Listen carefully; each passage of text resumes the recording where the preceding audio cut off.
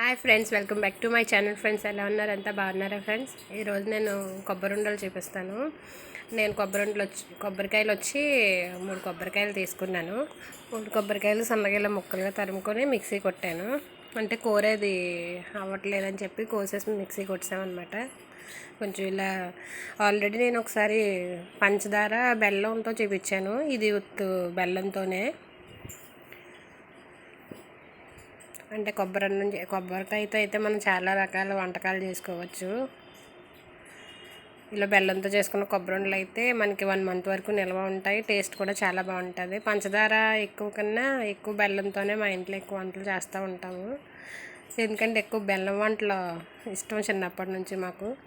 పంచదార అంటే ఎక్కువ బయట నుంచి తెచ్చుకునే స్వీట్స్ అయ్యే ఉంటాయి. పంచదారతో చేసుకుని ఇంట్లో ఏం చేసినా ఎక్కువ బెల్లంతోనే చేస్తాను. నేను వచ్చి 3 కొబ్బరికాయలకి ఒక 1/2 కిలో బెల్లం తీసుకున్నాను.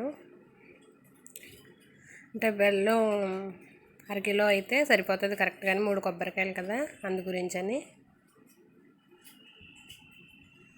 దీనికి నేను బాండీ పెట్టుకున్నాను. ఈ బాండీలో ఒక స్పూన్ నెయ్యి వేసుకున్నాను. ఉట్టు తెప్పితే ప్యానానికి అంటుకుంటుంది అనమాట. అందు గురించి నెయ్యి కొద్దిగా వేయచ్చు, మరి ఎక్కువ కాదు.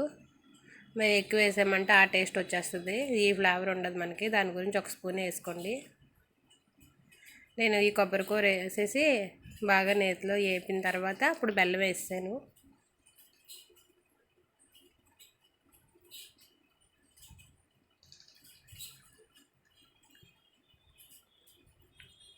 వేసుకోవాలంటే యాలకుల పొడి, జీడిపప్పు అది కూడా వేసుకోవచ్చు. యాలకులు మా ఇంట్లో అంతగా ఇష్టంగా ఎవరు తినరని చెప్పేసి నేను వేసుకోలేదు. యాలకుల పొడి కూడా వేసుకుంటే చాలా బాగుంటుంది. జీడిపప్పు వేసుకున్నాను, ఆ 2 వేసుకోలేదు. ఓన్లీ బెల్లం కొబ్బరి కూరతోనే మాత్రమే చేశాను కొబ్బరి ఉండలు. మనకి 1 మంత్ వరకు నిల్వ ఉంటాయి.